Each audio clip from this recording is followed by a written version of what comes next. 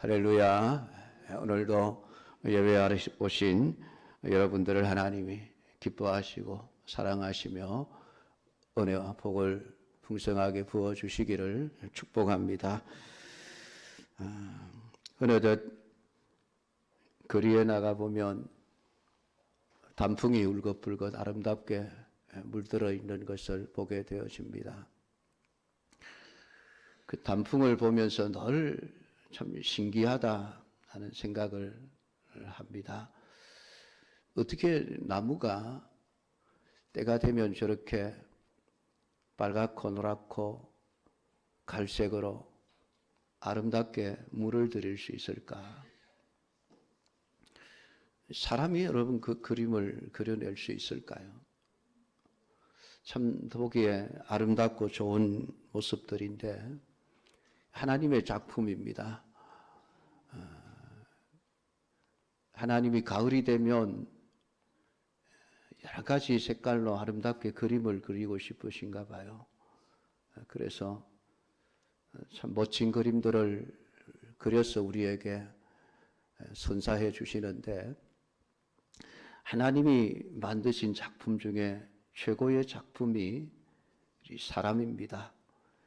여러분 한 사람 한 사람이 하나님 보시기에 심히 좋았더라 그렇게 말씀하실 정도로 가장 아름다운 존재로 지어졌음을 믿으시기를 주님의 이름으로 축복합니다. 하나님이 나를 창조하셨다. 그 말 속에는 내 인생의 주인은 하나님이시라. 그런 선언이 담겨 있습니다. 그 사실 또한 믿으시기를 주님의 이름으로 축복합니다. 주님이 주인이시라고 한다면 내 인생은 내가 내 마음대로 내가 원하는 대로 살아내어서는 안 되고 하나님이 내가 어떻게 살아가는 것을 원하실까? 어떻게 말하고 어떻게 행동하고 어떤 모습으로 살아가기를 원하실까? 이것이 늘 우리의 관심이 되어져야 합니다. 사람들이 나를 어떻게 보아줄 것인가가 아니라 하나님이 지금의 나를 어떻게 보고 계실까? 그래서 내가 어떻게 하면 주님을 위해서 살 것인가? 이것이 우리의 인생의 목표가 되어져야만 합니다. 하나님은 주를 위해서 사는 자들을 통해서 위대한 하나님의 능력과 역사를 나타내시는 것입니다. 미국 장로교회에서 파송을 받아 이 조선 땅에 복음을 전하기 위해서 오셔서 생명을 바치고 땀을 흘리고 평생 주를 위해 사셨던 선교사님들이 많이 있습니다. 그분들 중에 에비슨이라고 하는 선교사님이 계십니다. 이 선교사님은 오직 그리스도의 복음을 전함으로 조선 사람들을 하나님께 인도해야겠다는 뜨거운 사명감과 열정을 가지고 밤낮으로 열심히 조선 사람들에게 복음을 전했습니다. 그분은 내가 주님을 위해서 해야 할 일이 무엇일까? 내 인생을 주님이 어떻게 살아가시기를 원하시는가? 오직 그 일념 하나로 일생을 복음을 위해서 사셨던 분입니다. 이분이 너무 과로해서 조선 땅에 온 지 한 6년 만에 몸져 자리에 눕게 되어집니다. 그 당시에 조선 땅에는 병원다운 병원이 한 군데도 없었습니다. 그래서 이 선교사님은 자신의 몸을 치료하기 위해서 결국 고국인 미국으로 돌아갈 수밖에 없었고 미국에서 몸을 치료하면서 그 와중에도 내가 조선을 위해서 할 수 있는 일이 무엇일까? 하나님은 내가 조선 사람들을 위해서 무엇을 어떻게 하며 살아가기를 원하실까? 그러면 미국 땅에 있으면서도 병들어 몸이 상태가 좋지 않은 가운데서도 어떻게 하면 주님이 원하시는 삶을 살아낼까? 그것만을 고민하며 사셨습니다. 그러다가 자신을 생각하면서 내가 이렇게 몸이 아파도 조선 땅에 있었으면은 거기서 치료를 받고 거기서 사역을 계속할 수 있었을 텐데 조선 땅에 병원이 제대로 없어서 내가 이 먼 곳 고국으로 다시 돌아와야 했구나. 그래서 조선 땅에 병원다운 병원이 하나 있어야 되겠구나. 그래서 미국에 있으면서 그는 미국 전역을 다니면서 조선에 병원을 세울 수 있도록 후원을 해 주십시오. 후원자를 찾아다니기 시작을 했습니다. 어느 날 카네기 홀에서 기독교인들의 모임이 있다는 소식을 듣고 그는 그 홀로 달려갔습니다. 청하지도 않았지만은 그가 그곳에 가서 사정사정을 해서 10분간 사람들 앞에 설 수 있는 시간을 얻었습니다. 거기에서 10분 동안 동방에 있는 이 조그만 이름 없는 나라 조선을 소개하고 이 나라가 병원이 없어서 아파서 치료받지 못하고 죽어가는 사람들이 너무 많으니 꼭 후원을 해 주셔서 병원을 세울 수 있게 해달라. 눈물로 호소를 했습니다. 그때에 그 청중 중에 어떤 젊은 사업가 한 사람이 감동을 받고 제가 한국에 병원을 세울 수 있도록 후원하겠습니다. 적지 않은 자금을 지원을 했습니다. 그 돈을 받아가지고 조선 땅으로 돌아왔던 에비슨 선교사님이 그 왕실의 허락을 받아 병원 공사를 시작하고 2년 6개월 만에 병원을 완공했습니다. 그리고 그 병원 이름을 세브란스라고 지었습니다. 그 세브란스 이름은 바로 그 병원을 지을 수 있도록 후원했던 젊은 사업가의 이름이었습니다.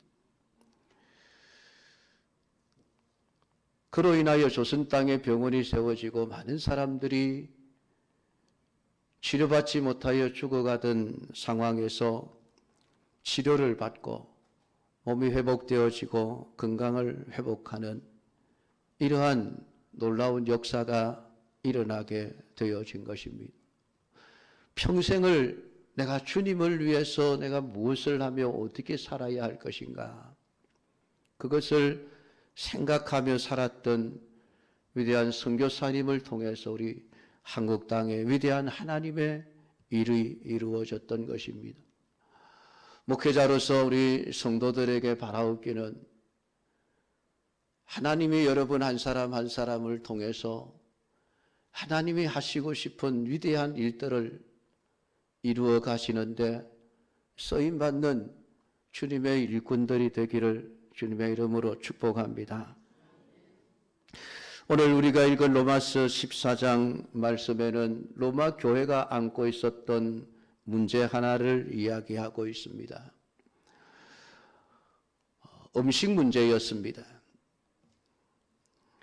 1절 말씀, 2절 말씀을 보면 믿음이 연약한 자를 너희가 받되 그의 의견을 비판하지 말아라. 어떤 사람은 모든 것을 먹을 만한 믿음이 있고 믿음이 연약한 자는 채소만 먹느니라 라고 말씀하고 있는 것을 보면은 로마 교회 성도들 사이에서 다툼이 일어난 그 문제가 육식을 할 것인가 채식만을 할 것인가 하는 싸움이었던 것입니다.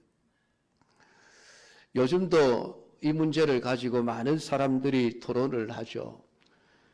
육식을 해야 되나 말아야 되나, 채식만 해야 되나. 어떤 사람들은 한국 사람들이 너무 잘 먹어 비만해졌으니까 이제는 고기를 줄이고 채식만을 해야 된다 주장을 하는 분들이 있습니다. 또 어떤 분들은 아니다, 그래도 단백질 섭취를 위해서 고기를 먹어줘야 된다. 이런 문제를 가지고 늘 난상 토론이 일어나게 되어지죠. 사실은 누가 옳은 게 없습니다. 누가 옳은 게 없죠. 상황에 따라서 고기를 먹어야 될 사람은 먹어야 되고, 채식을 해야 될 분들은 또 채식을 하시면 됩니다. 그것 가지고 피 터지게 싸울 일이 뭐가 있겠습니까, 여러분? 근데 사람들은 참 희한해요. 자기의 주장만이 옳다고 생각하면서 끝까지 싸우거든요.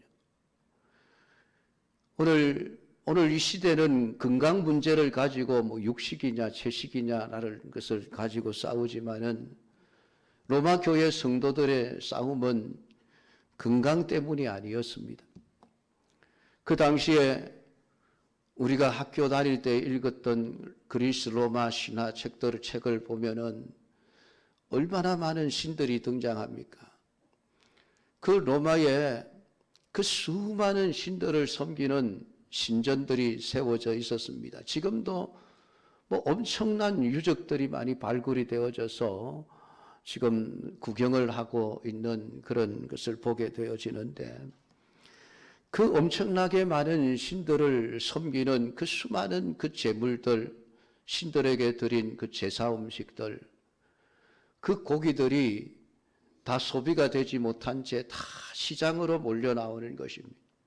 그래서 시장에서 진열되어 팔고 있는 대부분의 그 고기들은 그냥 일반 도축을 한 고기들이 아니라 이방신에게 제사를 드린 그런 음식들이었던 것입니다. 그러니까 로마 교회에 예수를 믿고 구원받은 성도들이 우상에게 섬기는 제물을 먹어야 되느냐 말아야 되느냐, 고린도 교회 안에서도 그 문제 때문에 심각하게 싸웠던 것처럼 이 로마 교회 안에서도 그런 문제가 발생한 것입니다. 그러니까 믿음 있는 사람들은 사도 바울처럼 그거 뭐 우상 거짓인데 그 신도 아닌 것들에게 드린 그 음식 그거 뭐 먹는다고 해서 무슨 큰 죄가 되겠느냐, 먹어도 상관없다. 믿음이 큰 사람들은 아무 거리낌이 없이 그냥 그게 뭐 우상에게 제사 드린 음식이라고 생각하지 않고 그냥 못 먹는 음식이라고 생각하면서 먹으면 되지, 그러면서 열심히 갈비를 뜯고 삼겹살을 구워 먹고 그러면서 신앙생활을 하고 있는 것입니다. 그들의 주장은 이랬습니다. 아니, 우리가 주님을 위해서 일을 하려면은 고기를 먹고 힘을 내야지. 비실비실해 가지고 힘이 없으면은 어떻게 주님을 위해서, 교회를 위해서 일하겠느냐. 그러니까 우리가 열심히 남들보다 더 많은 일을 하려면은 고기를 먹고 힘을 내어서 일을 해야지. 그러면서 고기를 먹는 사람들이었습니다. 또 믿음이 연약한 사람들은 말씀이 두렵다는 말이죠. 아니, 우상 숭배한 음식을 먹으면 안 되지 않느냐, 그거 죄되지 않느냐, 그러니까 그거 먹으면 안 돼, 먹으면 하나님의 진노를 사니까 두렵지 않느냐, 그러니까 먹어서는 안 된다, 그러니까 우리 고기 먹지 말고 채소만 먹자, 우리가 주님을 위해서 경건한 삶을 살아야 되지 않느냐, 우리가 거룩한 삶을 살아야 되지 않느냐, 그러니까 우리 육식하지 말고 채식만 하고 신앙생활 합시다. 그러면서 서로 지금 싸우고 있는 거예요. 사도 바울이 그 로마 교회의 경편에 대해서 이야기를 듣고는 싸울 필요 없습니다. 그것 가지고 왜 싸우십니까? 싸울 필요가 없습니다. 내가 가만히 들어보니까 육식을 하는 분들도 다 주님을 위하여 육식을 하자 그러고, 채식을 하는 분들도 다 주님을 위해서 채식을 합시다. 그러니까 여러분이 가지고 있는 그 삶의 목적, 그 방향성이 제대로 된 것이니까 싸울 필요 없습니다. 고기 먹고 싶으신 분은 고기 먹고 힘내서 주님을 위해서 사시고, 고기 먹는 게 그리끼면 채식만을 하시면서 주님을 위해서 열심히 사십시오. 그러면 됩니다. 그러면서 이 로마서 14장의 내용을 써서 보내었던 것입니다. 오늘 사도 바울이 그 이야기를 하면서 고기를 먹어야 됩니까? 먹지 말아야 됩니까? 라고 하는 그 문제에 대해서 대답을 주는 것이 딱 한 가지, 여러분들이 분명하게 기억해야 될 내용 한 가지가 있습니다. 고기를 먹어야 됩니까? 먹어서는 안 됩니까? 채소만 먹어야 됩니까? 라고 하는 이 문제를 가지고 싸울 것이 아니라, 당신들이 진짜 관심을 가지고 싸워야 될 문제는 우리가 주님의 것이다 라는 이 사실을 잊지 말아야 한다는 사실입니다. 그것을 지금 바울이 이야기를 하고 있는 거예요. 당신들이 주님의 소유, 주님의 것이라는 사실을 여러분들이 믿고 확신하고 있다고 한다면은 여러분의 모든 삶이 주님을 위한 것이 되어질 것입니다. 그러면은 먹어도 주님을 위해서 먹을 것이고, 먹지 않는 사람도 주님을 위해서 먹지 않게 될 것이니, 그것만 똑바로 되면은 먹는 것도 감사하고 먹지 않은 것도 감사한 일이 될 것입니다. 그것 가지고 싸울 일이 아니게 될 것이라고 하는 것을 이야기를 하고 있습니다. 오늘 사도 바울은 성도들에게 방향성을 이야기하는 것입니다. 당신들의 삶의 방향이 무엇입니까? 왜 육식을 해야 되고 왜 육식을 하지 않으면 안 됩니까? 무엇 때문에 채식을 해야 되고 왜 무엇 때문에 고기를 먹으면 안 되는 것입니까? 그 방향성과 목적이 중요한 것입니다 라고 말하고 있습니다. 육식을 주장하는 당신들 왜 고기를 먹어야 됩니까? 건강을 위해서입니까? 아니면은 축산업을 발전시키기 위해서입니까? 만약에 그런 목적으로 고기를 먹어야 된다라고 주장을 하게 되어진다면은 당신들은 방향이 틀렸습니다. 채식을 주장하는 당신들은 왜 채식만 해야 된다고 생각하십니까? 농부들을 위해서입니까? 건강을 위해서입니까? 아니면은 동물 보호 차원에서이십니까? 오늘날 많은 사람들이 가지고 있는 이슈죠. 우리나라도 이제는 보신탕을 못 먹게 하는 그런 시대가 되었습니다. 왜 개를 잡아 먹어야 됩니까? 반려견이 엄청나게 많아진 이 시대에 수많은 개들이 마치 사람들의 가족처럼 여김을 받는 이 시대에 왜 개를 잡아 먹어야 됩니까? 그래서 이제는 국회에서 더 이상 개를 잡지 못하도록 하는 법을 지금 제정하려고 시도를 하고 있습니다. 세상은 자기들을 위한 목적을 가지고 이런 법을 만들고 행동을 하거나 하지 못하거나 하게 되어집니다. 그 모든 목적이 다 자기를 위해서입니다. 내가 원하고, 내가 생각하고, 내가 좋아하고, 내가 싫어하는 것. 이것이 항상 기준이 되어서 어떤 일을 하거나 못하거나 하는 것을 결정하게 되어집니다. 오늘 성경은 우리에게 말씀합니다. 그런 목적을 가지고 싸우지 마십시오. 방향과 목적이 잘못되어졌습니다. 성도의 대답은 이래야만 합니다. 나는 예수님을 위해서 고기를 먹겠습니다. 나는 예수님을 위해서 고기를 먹지 않겠습니다. 오늘 우리의 대답은 항상 이래야 한다고 말을 하고 있는 것입니다. 이 원리는 우리가 어떤 일을 하든 항상 동일하게 적용되는 원리입니다. 오늘 여러분의 의견이 두 개로 나뉘어질 때에 우리가 생각해야 될 문제는 바로 이것입니다. 내가 왜 이 주장을 하는가? 내가 왜 이 주장을 하느냐라고 하는 것. 이 주장이 과연 주님을 위한 주장인가? 아니면 나를 위한 주장인가? 내 뜻을 관철하기 위해서, 내가 하고 싶은 대로 하기 위해서 내가 이 주장을 관철시켜야 되겠다. 그것은 잘못되었다는 것입니다. 내가 과연 이 주장을 하는 것이 주님을 위한 것인가? 아닌가를 보고 결정을 해야 한다는 것입니다. 내가 주님을 위해서가 아니라고 한다면 내 주장들을, 내 뜻을 다 내려놓아야 합니다. 오늘 사도 바울은 그렇게 말을 하고 있습니다. 채식을 주장하는 사람들 역시 마찬가지입니다. 왜 채식을 주장합니까? 진짜 주님을 위해서 당신이 그 주장을 하십니까?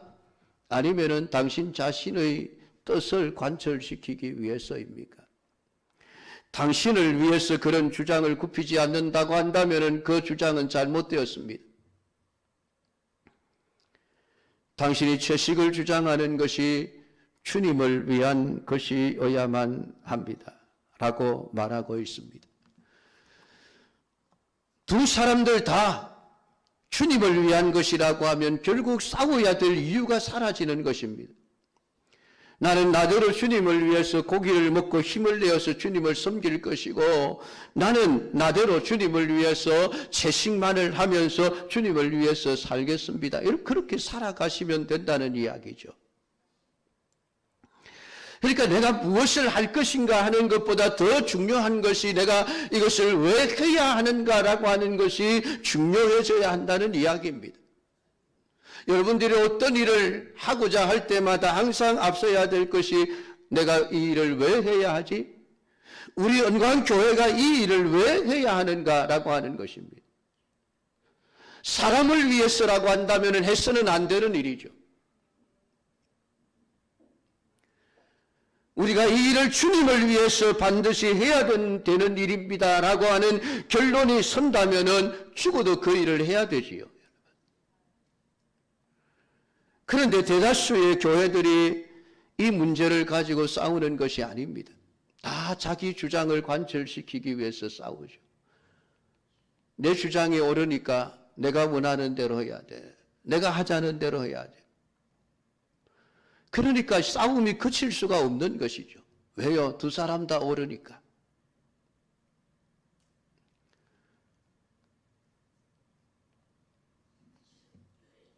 그러니까 무엇을 할 것인가 하는 것보다 더 중요한 것이 우리가 신앙의 방향을 잡아가는 것. 내가 이 일을 왜 해야 되며 어떤 목적으로 이 일을 해야 하는가 하는 것이 우선되어져야 하는 것입니다. 사랑하는 우리 영광교회 모든 믿음의 가족 여러분, 여러분이 어떤 일을 하든지 모든 일을 주님을 위해서 하는 자가 되기를 축복합니다. 그러면 하나님이 그 일에 복을 주시게 되어져 있습니다. 우리가 주님을 위해서 일하는 자가 되기 위해서 반드시 명심해야 될 것이 오늘 8절에서 말하고 있는 것처럼 우리가 주의 것이로다 라고 하는 이 사실입니다.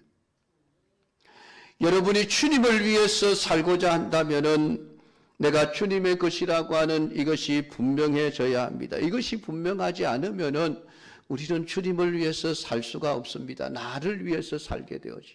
내 인생의 주인이 나라고 하는 생각을 하게 되어지면은 나를 위해서 살게 되어집니다. 나를 위해서 먹고, 나를 위해서 마시고, 나를 위해서 입고, 나를 위해서 일을 하며 살아가게 되어질 것입니다. 내 체면을 위해서, 내 명예를 위해서, 내 생각을 위해서.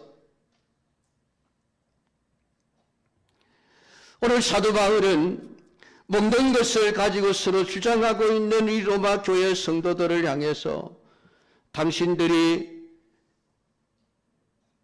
고기를 먹을 것이냐 채식을 할 것이냐를 가지고 싸우기 전에 먼저 여러분들이 알아야 할 것이 있습니다. 우리가 다 주님의 것이라는 사실입니다. 오늘 우리가 예수님의 것이라는 사실이 분명해지면은 우리는 모든 일들을 다 주님을 위해서 하게 될 것이고, 그러면은 서로 싸울 일이 없어진다는 것이죠. 사랑하는 성도 여러분, 어떻습니까? 여러분이 주님의 것이라는 이 말씀에 동의하십니까? 진짜입니까? 혹시나 속으로 아니라고 생각하시지 않습니까? 내 인생은 나의 것인데 왜 주님의 것이라고 해?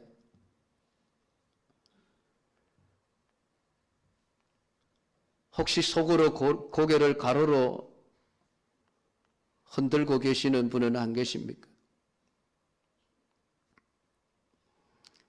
성경은 창세기부터 요한계시록 마지막까지 세상에 존재하는 모든 것이 다 하나님의 것이라고 선언을 하십니다.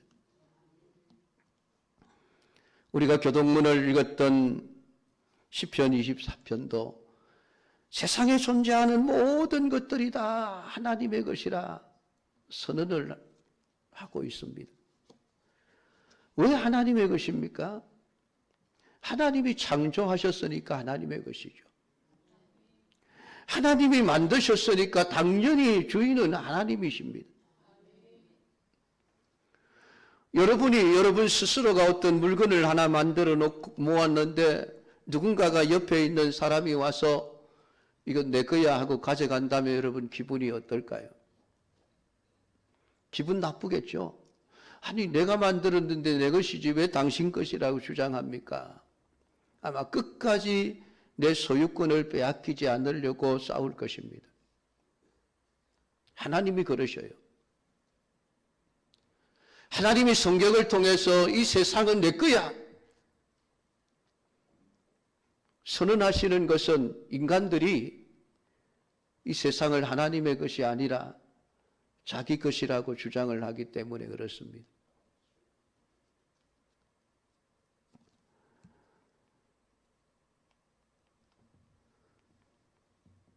그래서 하나님은 끊임없이 자기 소유권을 주장합니다. 출애굽기 34장 19절에 모든 첫 태생은 다 내 것이며 네 가축의 모든 처음 난 수컷인 소와 양도 다 그러하며 가축들의 처음 난 것 다 내 것이라 하나님이 선언을 하십니다. 레위기 25장 23절에 토지를 영구히 팔지 말 것은 토지는 다 내 것임이라.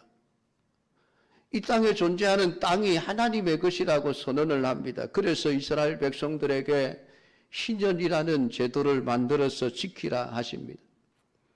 희년은 50년 만에 돌아오는데 50년 동안 생활하다 보면 어려워서 조상으로부터 물려받은 땅을 팔거나 전당 잡히거나 그래서 돈을 마련해서 살아갈 수밖에 없는 상황이 생깁니다. 그러면은 사람들은 내 돈을 주고 내가 그 땅을 샀으니 이 땅은 영원히 내 것입니다. 그렇게 소유권을 주장하게 되어지죠. 그게 세상입니다. 지금은 그러합니다. 그런데 희년이 되어지면은 남의 땅을 샀던 사람들이 그 땅을 원주인에게 다 돌려주어야만 합니다. 얼마나 억울하겠습니까? 근데 하나님은 그렇게 하라고 하십니다. 아니 하나님 내 돈 주고 샀는데요. 그래도 돌려줘. 왜? 땅은 모두 내 것이기 때문이야. 하나님의 소유라고 주장을 하고 있습니다. 민수기 3장 12절에 내가 이스라엘 자손 중에서 레위인을 택하여 이스라엘 자손 중에 태를 열어 태어난 모든 자를 대신하게 하였은즉 레위인은 내 것이라. 레위인들을 하나님의 것이라 말씀하고 있습니다. 민수기 3장 13절에 처음 태어난 자는 다 내 것이며 내가 애굽 땅에서 처음 태어난 자를 다 죽이던 날에 이스라엘에 처음 태어난 자는 사람이나 짐승을 다 거룩하게 구별하였음이니 그들은 내 것이 될 것임이라. 나는 여호와임이니라. 이스라엘 백성들을 애굽에서 나오게 하던 첫 번째 유월절, 애굽 땅에 있는 모든 장자들을 죽이시는데 어린 양의 피를 바른 집안에 있는 첫 태생들은 생명을 얻게 되어집니다.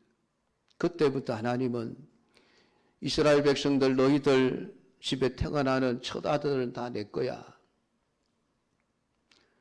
첫 아들을 속하기 위해서는 반드시 대신해서 양이나 소를 하나님께 드려야 한다. 그렇게 말씀을 하셨습니다. 욥기 41장 11절은 온 천하에 있는 것이 다 내 것이라 하나님이 선언하십니다. 시편 50편 10절부터 12절까지 삼림의 짐승들과 산의 가축, 산의 모든 새들, 들의 짐승들 다 내 것이라. 시편 50편 12절에 가면 세계와 거기에 충만한 것이 내 것이라 라는 말씀을 하고 있습니다. 학개서 2장 8절에 가면 은도 내 것이요 금도 내 것이니라. 만군의 여호와의 말씀이니라. 우리가 좋아하는 보석들도 다 하나님의 것이다 라고 선언을 하고 있습니다. 이사야 43장 1절에 보면 야곱아 너를 창조하신 여호와께서 지금 말씀하시느니라. 이스라엘아 너를 지으신 이가 말씀하시느니라. 너는 두려워하지 말라. 내가 너를 구속하였고 내가 너를 지명하여 불렀나니 너는 내 것이라. 택하여 구원받은 모든 하나님의 백성들을 향하여 너는 내 것이라 라고 하나님은 선언하고 있습니다. 로마서 13장 1절에 세상 사람들이 누리고 있는 권력도 내게 속한 것이고 내가 마음대로 주고 싶은 자들에게 준다라고 말씀을 하고 있습니다. 이 세상에 있는 모든 것, 사물들은 다 하나님의 것입니다. 그 중에서도 특별히 구원받은 우리 하나님의 백성들, 저와 여러분들은 더 특별히 하나님의 것이라고 선언하시는 이 하나님의 말씀을 온전히 믿음으로 받아들이며 고백할 수 있게 되기를 주님의 이름으로 축복합니다. 나는 주님의 것입니다. 이것이 바로 되어질 때에 내가 주님을 위해서 어떻게 살아야 할 것인가를 생각하게 되어집니다. 사도 바울은 사실은 예수님을 믿기 이전에는 자기를 위해서 산 사람이었습니다. 내가 어떻게 하면 세상에서 출세를 하고 내가 어떻게 하면 세상에서 남들보다 더 잘 사는 삶을 살아낼 것인가. 세상의 권력자들의 편에 서서 내가 그들의 손과 발이 되어지면은 내가 저들을 통해서 세상에서 출세할 수 있지 않겠는가. 그래서 그는 열심히 예수 믿는 사람들을 잡아다녔던 사람입니다. 시키지 않아도 스스로 자발적으로 내가 가서 예수 믿는 사람들 잡아오겠습니다. 그들에게 허가증 하나 써주십시오. 그럴 정도로 자기 자신을 위해서 열심히 살았던 사람입니다. 그런데 그 사도 바울이 예수 그리스도를 만나고 난 이후부터 삶의 목적이 완전히 달라져 버렸습니다. 7절 말씀에 우리 중에 누구든지 자기를 위하여 사는 자가 없고 자기를 위하여 죽는 자도 없도다. 우리라고 하는 이 말 속에는 바울 자신이 포함되어져 있습니다. 자신과 사역을 하고 있는 모든 그런 사역자들 중에 자기를 위해서 사는 자가 한 사람도 없습니다. 나도 나를 위해서 내 인생을 살지 않습니다. 심지어는 죽는 것조차도 나를 위해서 죽지 않습니다. 세상이 살기 힘들어 죽어야 되겠다 자살을 선택하는 사람들은 자기를 위해서 죽는 것입니다. 편한 삶을 살려고, 고생스러운 삶을 거치려고 자기를 위해서 죽는 거예요. 근데 지금 바울은 정말 힘들어서 죽고 싶어도 마음대로 죽을 수가 없습니다. 왜냐? 주님이 생명을 거두어 가지 않기 때문에. 그러니까 죽는 것조차도 자기를 위해서 할 수가 없는 거예요. 내가 힘들어도 고생스러워도 주님이 나를 살게 하시니 나는 삽니다. 우리 중에 순교의 길을 걸어가는 사람들이 있습니다. 목배임을 당하고 짐승의 밥이 되고 불에 태움을 당하고 감옥에 갇히고 재산을 빼앗기고 온갖 복음 때문에 고난을 당하고 죽는 자들이 있습니다마는 그들 중에 한 사람도 자기를 위해서 죽은 자는 없습니다. 주님을 위해서 죽었습니다. 그러니까 우리가 살아도 주를 위하여 살고 죽어도 주를 위하여 죽나니 그러므로 사나 죽으나 우리가 주의 것이로다. 살아도 주를 위하여 살고 하는 이 말 속에 지금 사도 바울의 삶을 한번 생각해 보십시오. 얼마나 힘들고 고통스러운 삶입니까? 40에 하나 감한 매를 수도 없이 맞았습니다. 배를 타고 복음을 전하기 위해서 가다가 파선한 적이 얼마나 많습니까? 복음을 전하다가 사람들에게 돌에 맞아 끙끙 앓는 시간을 보냈던 적이 얼마나 많습니까? 굶어야 했던 적이 많습니다. 그럼에도 불구하고 내가 살아야 하는 것은 주님을 위한 것입니다. 내가 힘든 인생이지만은 고생스러운 삶이지만은 주님을 위해서 해야 할 일이 있기에 나는 지금 살고 있습니다. 죽어도 주를 위해서 죽습니다. 더 살고 싶지만은 주님이 너 이제 그만 살아. 천국 오너라. 불러가시면은 나는 그 죽는 것도 내 생각, 내 의지를 가지고 죽는 것이 아니라 주님 위해서 죽겠습니다. 언제든지 주님이 오라 하시면은 나는 기꺼이 주님을 위해서 죽을 수 있습니다. 이것이 사도 바울의 신앙이었습니다. 사도 바울만의 신앙이 아니라 우리의 신앙이어야만 합니다. 그래서 바울은 우리라고 하는 단어를 쓰고 있습니다. 모든 그리스도인들은 주님을 위해서 사는 자가 되어져야만 한다는 것이죠. 18살 한 청년이 있었습니다. 성인식을 마치고 난 이후에 그 마을의 가장 어르신을 찾아가 자문을 구했습니다. 어르신, 내가 이제 성인이 되었는데 내 인생을 어떻게 살아야 할지 좀 가르쳐 주십시오. 그래, 청년아, 네가 가장 잘하는 일이 뭐냐? 예, 저는 비누와 양초를 만드는 일은 자신이 있습니다. 그러자 그 노인이 청년의 손을 잡고 이렇게 말해 주었습니다. 이복의 젊은이, 네가 좋아하는 일을 해라. 단 한 가지 조건이 있는데 예수님을 네 사업의 동업자로 모셔라. 그리고 내 수입의 10분의 1은 반드시 그 동업자에게 드려라. 그렇게 충고를 해 주었습니다. 이 청년은 그 어른의 충고를 받아들여서 큰 사업가로 성공을 했습니다. 그 사람이 윌리엄 콜케이트라고 하는 사람입니다. 세계적인 치약과 비누 회사의 설립자입니다. 그는 또 콜게이트 대학이라고 하는 대학을 설립해서 회사의 수입을 사회에 환원하기도 했습니다. 모든 것이 주님의 소유임을 믿고 예수님을 인생의 동력자로 모시고 주님을 위해서 산 믿음의 사람이었던 것입니다. 사랑하는 성도 여러분, 성도들은 인생의 주인이 아니라 인생의 청지기입니다. 청지기는 매니저죠. 매니저는 자기를 위해서 일하는 사람이 아닙니다. 주인을 위해서 일하도록 고용된 사람입니다. 오늘 우리 모든 성도들은 하나님의 청지기라고 하는 이 사명을 잊지 말고 살아야만 합니다. 그렇게 살아갈 때에 오늘 하나님께서는 우리에게 은혜를 주시게 될 것이니 진짜 주님을 위해 사는 사람은 모든 것에 감사하는 삶을 살 수가 있는 것입니다. 6절에 나를 중히 여기는 자도 주를 위하여 중히 여기고 먹는 자도 주를 위하여 먹으니 이는 하나님께 감사함이요. 먹는 일이 하나님 앞에 감사한 일이 될 수 있는 것은 주님을 위해서 먹기 때문에 먹는 일이 감사한 일이 되어지는 것입니다. 먹지 않는 자도 주를 위하여 먹지 아니하며 하나님께 감사하느니라.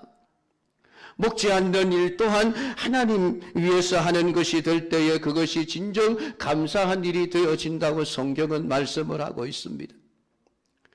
먹어도 감사하고 먹지 않아도 감사하는 사람들이 싸울 수 있겠습니까? 나만 옳다고 주장할 수 있겠습니까? 아닙니다. 우리가 주님의 것인 줄 알고 주님의 것이기에 주님을 위해서 산다고 한다면, 우리가 하는 모든 일들을 주님 위해서 한다고 한다면 우리는 모두가 다 감사하는 자의 삶을 살 수 있을 것입니다. 그것이 오늘 그리스도인들의 삶 속에서 보여줘야 될 모습들입니다. 사랑하는 성도 여러분, 오늘 우리가 다 주님의 것이라고 하는 이 사실을 확실하게 믿고 고백할 수 있게 되기를 축복합니다. 우리가 주님의 것이라고 한다면 내가 내 인생을 어떻게 살아야 할 것인가, 나를 위해서 살아서는 안 되고 주님 위해서 살아야 되겠구나. 그 인생의 방향이 바로 세워질 수 있기를 바랍니다. 무엇을 하든지 먹든지 마시든지 살든지 죽든지 주님을 위해서 하는 자가 되어져 하나님의 영광을 드러낼 뿐만이 아니라 하나님이 여러분을 위대한 하나님의 사역자로 쓰시는 복된 인생이 되기를 주님의 이름으로 축복합니다. 기도하겠습니다. 하나님 아버지, 은혜를 감사드립니다. 오늘 이 시간도 우리에게 주신 말씀을 묵상하며 우리가 다 주님의 것이라고 하는 이 말씀에 동의를 합니다. 찬성을 합니다. 믿음으로 고백합니다. 하나님 아버지, 이제부터 우리의 인생 나를 위해서 사는 자가 되지 말게 하옵소서. 살아도 주를 위해 살고 죽어도 주를 위해 죽고 먹어도 주를 위해 먹고 먹지 않아도 주를 위해 먹지 않는 이러한 삶이 되어져 하나님을 기쁘시게 드리며 하나님이 원하는 삶을 삶으로 우리의 삶에 늘 감사가 넘치는 인생이 되게 하옵소서. 예수님의 이름으로 기도드리옵나이다. 아멘.